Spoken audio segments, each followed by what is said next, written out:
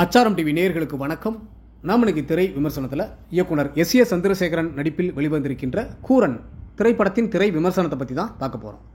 இந்த படத்தை அறிமுக இயக்குனர் நிதின் வெமுபதி இயக்கியிருக்கிறாரு. கனா புரொடக்ஷன் சார்பில் விகே கம்பென்ஸுடன் இணைந்து இயக்குனர் விக்கி தயாரிச்சிருக்கிறாங்க.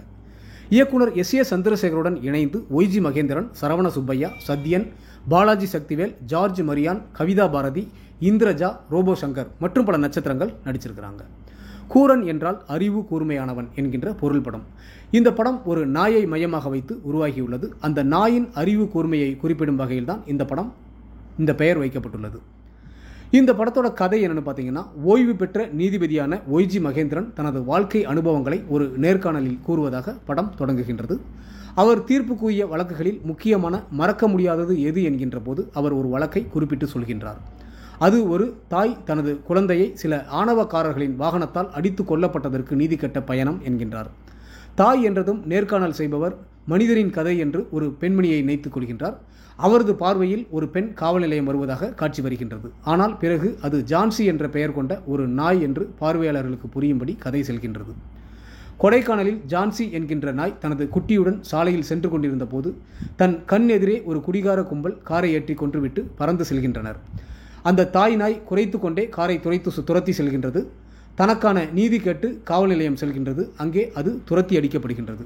இருந்தாலும் அங்கேயே படுத்துக் கொள்கின்றது. அதன் பிறகு வழக்கறிஞர் எஸ்.ஏ. சந்திரசேகர் வீட்டுக்கு செல்கின்றது.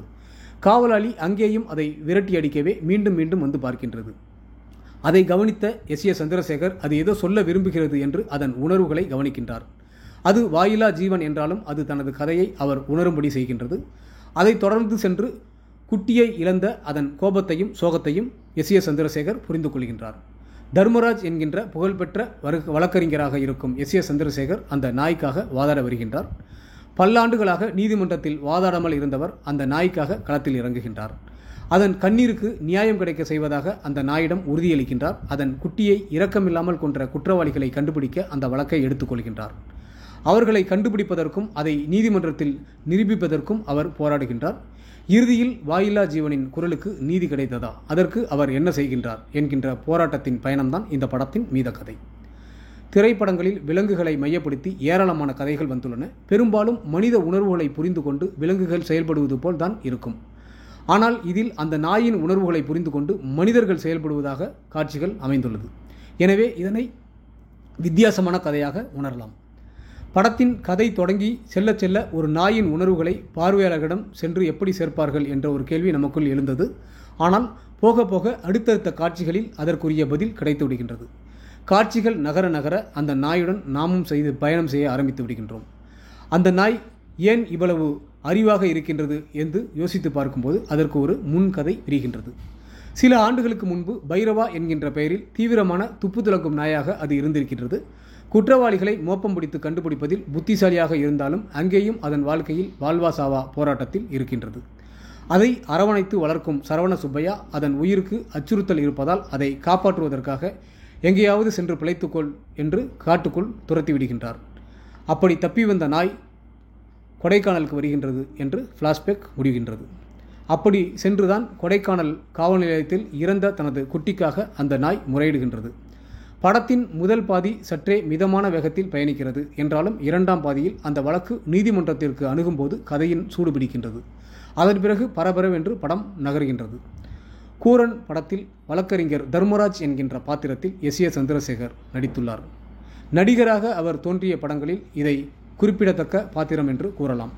அவரது மிடுக்கான தோற்றம், பொருத்தமான உடல் மொழி, வசன உச்சரிப்பு, மிகையற்ற பாவனைகள் அந்த பாத்திரத்திற்கு உயிரூட்டுகின்றன. ஒரு நடிகராக இனி அவர் இது மாதிரியான படங்களை தேர்ந்தெடுத்து நல்ல பாத்திரங்களில் நடிக்கலாம். நீதிமன்ற காட்சிகளில் வாத பிரதிவாதங்கள், தண்டனை சட்டங்கள், சட்ட உட்பிரிவுகளை பற்றியெல்லாம் காட்சிகள் வரும்போது எஸ்.ஏ. சந்திரசேகரின் சட்டம் ஒரு இருட்டரை, நீதிக்கு தண்டனை போன்ற பழைய படங்களின் நீதிமன்ற காட்சிகள் நினைவுக்கு வருகின்றன. அதே பரபரப்பான எஸ்.ஏ. சந்திரசேகரை மீண்டும் பார்ப்பது போல் உள்ளது. காரை நாயின் மீது ஏற்றிக்கொன்ற ரஞ்சித் ராஜாவின் தந்தையாக கவிதா பாரதி வருகின்றார். வழக்கம் போல எதிர்மறை நிழல் விழுந்த பாத்திரம், கேலி பேச்சு, எரிச்சலூட்டும் உடல் மொழி என்று அந்த பாத்திரத்தில் வாழ்ந்துள்ளார். அவருக்காக வாதாடும் வழக்கறிஞராக பாலாஜி சக்திவேல் வருகின்றார். வழக்கின் முக்கியத்துவம் கொண்ட எதிர்பாராத பாத்திரத்தில் ஜார்ஜ் மரியான் நடித்துள்ளார். நாயின் குரைப்பு ஒலியை மொழிபெயர்க்கும் பாத்திரத்தில் சத்யன் வருகின்றார்.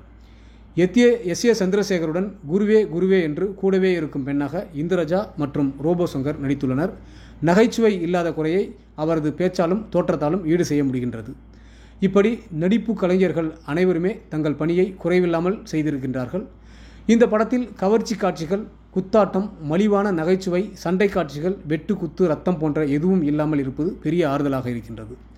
இந்த படத்தில் விலங்குகள் கொலை செய்யப்படுவதை தடுக்கவும் தண்டிக்கவும் மனிதர்களுக்கான சட்டங்கள் பொருந்துகிறதா என்கின்ற கேள்வியும் எழுப்பப்படுகின்றது. அதற்கான சட்ட பிரிவுகளும் சொல்லப்பட்டிருக்கின்றன.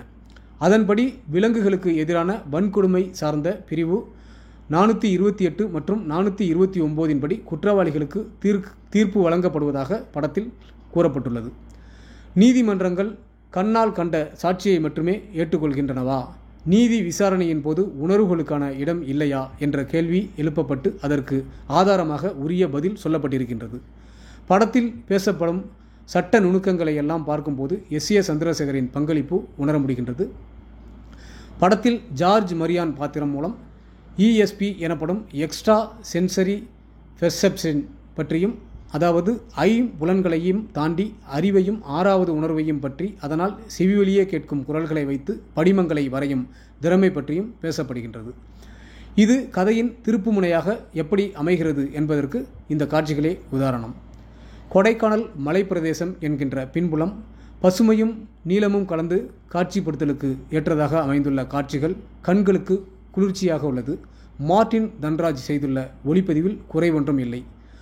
பிசிறு தட்டாத வகையில் படத்தொகுப்பு செய்துள்ளார் மாருதி. படத்தொகுப்பு பணியை மேற்பார்வை செய்துள்ளார் பி. லலின்.